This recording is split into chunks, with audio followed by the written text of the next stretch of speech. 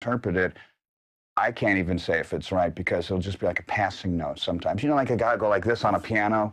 Sometimes there'll be notes that are missed, and sometimes there'll be notes that are hit twice, and that's just kind of the way the guitar is. But this application has specifically been geared for guitar players from any level to start, from beginning up to someone who is like even semi-professional. You know, when you get up to where my level is, because most people are too arrogant to take lessons, there's not really a lot of software that's been developed for them yet. There's a lot of transcribed stuff, like in Guitar Player and Guitar World. Chris and I were just voted the #1 guitar team, and I was really proud of that because Chris is self-taught, and I mean he's very learned, and I think he has a degree from Berkeley or something like that. But he's an amazing guitar player, and the two of us together work really well because it's like fire and ice. You know, like I liken it to Jimmy Page and to this player named Uli John Roth.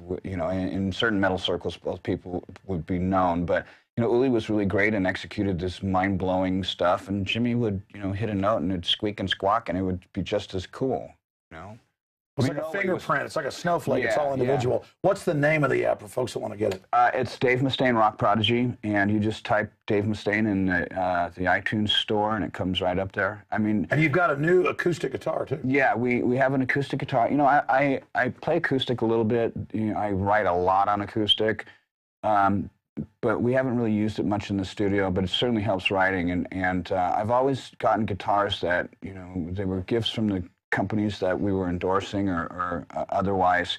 And there's always something lacking. And when I went over to Dean Guitar for their electrics, I was so just blown away with the quality of their instruments, with the attention from Josh Maloney, who's their artist rep, and from the owner, Elliot Rubison, who's a great bass player playing bass in Michael Schenker's band right now. They just treated me so well that I thought, God, is there any way that we can do something more than just, you know, the flying V shape that I endorse, which is the VMNT model? So they said, yeah, we would love to do that. So we added another electric model, and then the acoustic came around, and I said, let's try this. And they, you know, initially there wasn't like, you know, much attention to it because, you know, an electric guitar player playing an acoustic guitar. But when we did the design on it, the sound holes, the way that the thing sounds, the playability, the shape, the design, I just found out from one of my friends at the company there that they just did something with SkyMall, and the guitar is going to be in SkyMall. Wow. And it's like on every airplane. Yeah, every 130 million people see it every month for 6 months in there. And the cool thing is it's a guitar with an American flag on the front of it, you know, and Beautiful. The flag's all blown to hell, like right now, where we feel like, you know, we're the redheaded stepchild of the world right now. You know, it just seems right. And they named the guitar, I called the model itself a Mako because the sound holes on it look like a gill on a shark. But when they did this, people lost their minds over it, and they ended up calling it Glory. So it's the Dave Mustaine Mako Glory. Well, you've already risen so many times, but I can feel it. I mean, Dave Mustaine Megadeth is turbocharged.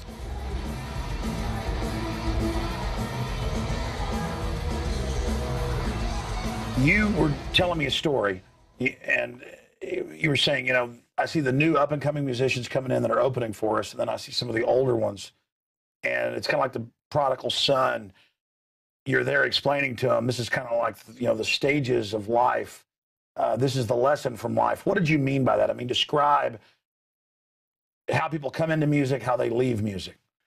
Well, it's hard to explain to some musicians sometimes when they come in, because when they come into the music business, they've got their whole lives to write their first record. But when I say that, I mean that you've got 4 or 5 people, sometimes 3 in a band that have their whole life to write their first record, and you have a conglomeration of maybe anywhere from 10 to 40 or 50 songs that they can weed through. But after that process of elimination, you realize a lot of it is just kind of like, you know, getting rid of the gristle and the fat and stuff like that. And you get down to the real meat of all the songs, you kind of don't have a lot left. And then when it's time to do your second record, the pressure's on. Our second record was Peace Sells, But Who's Buying? And that was, for us, way more successful than Killing was. And as we've grown along, we've learned a lot of things on the way. And some people you can talk to and they'll listen to you, and others they're like, you know what, thanks for the information. I don't need any more anything from you. You know, and sometimes I look at them and I think, well, you know, you're going to be in one of those guys that gets in a band and, you know, it doesn't mean absolutely nothing. You know, when I got in a band, it was to be in a band for life. You know, I never intended on having to part ways with Metallica, but it happened, you know, and I don't intend on parting ways with Megadeth, but you know what, at some point I'm going to hang up my guitar. You know, it's just with the stress on my shoulder and with the touring that we do, the demands around the world, I can't keep up with it. You know, it's a great problem to have. You know, I think God's really blessed me in an amazing way, all the bad stuff that I've done over my life that, you know, just by saying something as significantly and symbolically simple as just saying, hey, you know what, I'm not God, you are, and I'm going to listen for a little while and see what happens. And, you know, the road got smooth and my career's turned around. I got my best friend back playing bass with me. My kids like me. You know, traffic's gotten better. You know, it's just a whole complete paradigm shift. And the universe lays before you. It's a long way to the top if you want to rock and roll. That's right. That's right. Everybody thinks that people that are successful, even if you have talent, they think, oh, it's just given to you. Even if you've got Zeus lightning bolts, it still is a lot of work. Yeah, you can be a great player. That doesn't mean you're going to be in a great band. You know, the alleyways are littered with Olympians, and you know, think that there are so many other guitar players that are better than I am, so many singers that are better than I am. You know, well, there are folks better than you at like speed metal, because I've talked to famous guitarists and they say, wow, Dave Mustaine's amazing. Yeah, there are plenty. I believe my guitar partner is a better guitarist than I am. I mean, I'm a good songwriter because I write from my heart, and you know, having all those hard knocks and you know, the stuff I was telling you about, the hand-me-down clothes and stuff, you know, that whole thing really... Okay, there you go. You got to tell that story. It gives you character, you know, and you know, just growing up and wanting to fit in, you know, when you finally get that shot, it becomes inebriating, you know. And when I finally knew I was going to become something as a musician, I felt like, you know what, I'm not going to be this latchkey kid anymore. I'm not going to be wearing, you know, hand-me-down clothes. I'm not going to be, you know, getting food stamps and having to get lunch tickets at school and all that stuff that, you know, you look at a kid like that in school today and you think like, oh, he's a low-income punk. He's a brat. He's never going to amount to anything, you know, and I was that. You know, but in a way, that's good. I know, like, you know, these wealthy kids, Nouveau Riche, whatever, they're even more wrecked because they expect everything. I mean, some of the most valuable things in my life, I grew up, you know, middle class. My parents were so country, they didn't even think I needed the cool clothes. It's like you get your clothes once a year, that's it. So what? We'll sew the holes up in them. Yeah, yeah. That's what you get. It wasn't even like they didn't even know what trendy was. Yeah. But I remember kids making fun of me for my clothes. But what I really remember was kids that had flunked 3 grades ganging up and stomping on me. And at the time, it was horrible. But I went home. My dad wasn't a tough guy, but he said, "Well, you just better kick their ass." And it's like, not that I'm a tough guy, but it's like the fact that I learned to stand up for myself and got beat up and had my leg broken and all this other stuff, that like is really valuable now because now I'm not scared. Yeah, you know, I've always respected people who are my friends that, you know, are willing to say, hey, you know what you're doing isn't right, because, you know, it could end up in me getting hurt, hurting them, jeopardizing my family, safety of others, my career. You know, there's been some dumb stuff I've done, jumping out of a perfectly good operating airplane. That's not, you know, people just don't think, hey, I'm going to grab a backpack and jump out of an airplane. But that's what I did over and over and over when I was skydiving. You know, and the thought of that now that I'm a little bit older, I was thinking, oh my God, because Justice, our son, had said that he wanted to skydive, and I was thinking, oh God, how do I tell him not to do this? You know, because I was crazy at the time. I wasn't even supposed to skydive. I'd done an interview, and again, English into a foreign language translated back into English. I told some lady that I wanted to skydive, and she said that I did, and I was so gullible at the time and so conscientious of all the people that were always, you know, going after me. I thought, well, I gotta do it so that I don't look like a liar, you know. And it's sad when you're in that place where people have that kind of control over you, you know. Fortunately for me, I got healed from all that, but it was fun the first time I skydived. Well, Dave, I don't want to wear you out here. You've done an incredible job on this interview after this long tour, and it's just amazing. You wanted to tell the Bill Clinton story, so let's close with that.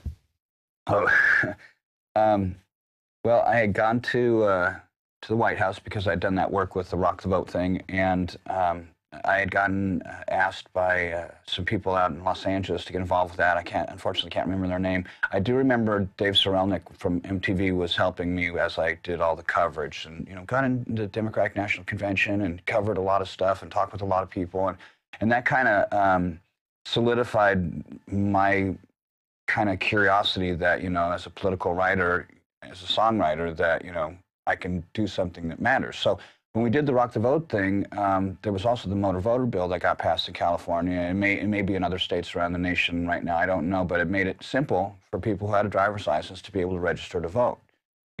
Voting is a huge part of the democratic process. I mean, you watch them vote on cooking shows, stuff like that, So I thought it was important to get involved with that. Dwight Yoakam was in on that. A lot of other really cool people were in on that.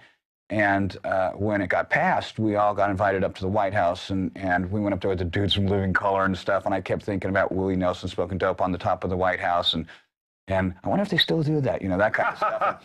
And I had my little coin at the time, because I was in a 12-step program at the time, and I walked up to President Clinton, and I said, "Hello, Mr. Clinton." I said, "This is my coin here," and he took it from me, and he stuck it in his pocket. And I said, no, that's not for you. I just wanted you to hold it and give me some mojo, And so he goes, "Oh, I'm sorry," and he handed it back to me, and yeah, that was my my moment with the president. I thought it was pretty cool. I think that it's something that everybody should aspire to do, to make a contribution to this great nation for the good of everybody.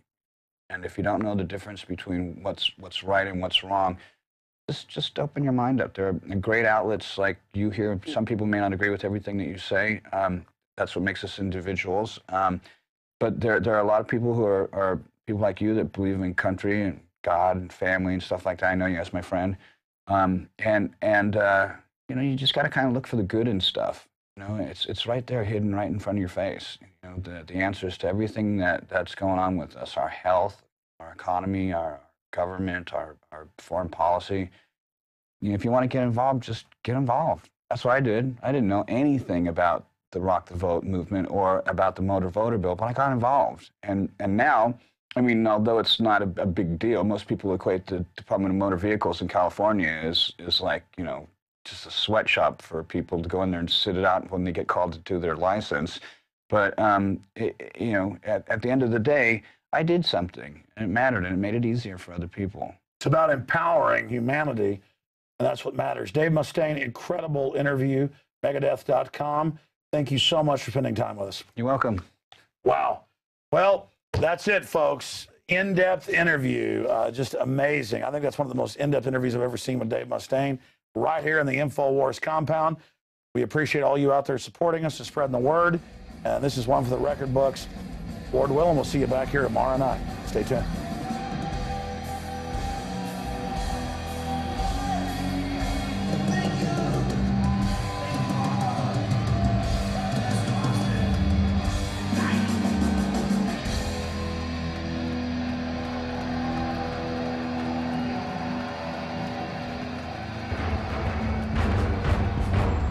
Ask yourselves, what are you doing in this time of great challenge? What are you doing to unlock minds? Go to INFOWARS.com and PrisonPlanet.tv for the latest headlines and cutting-edge information.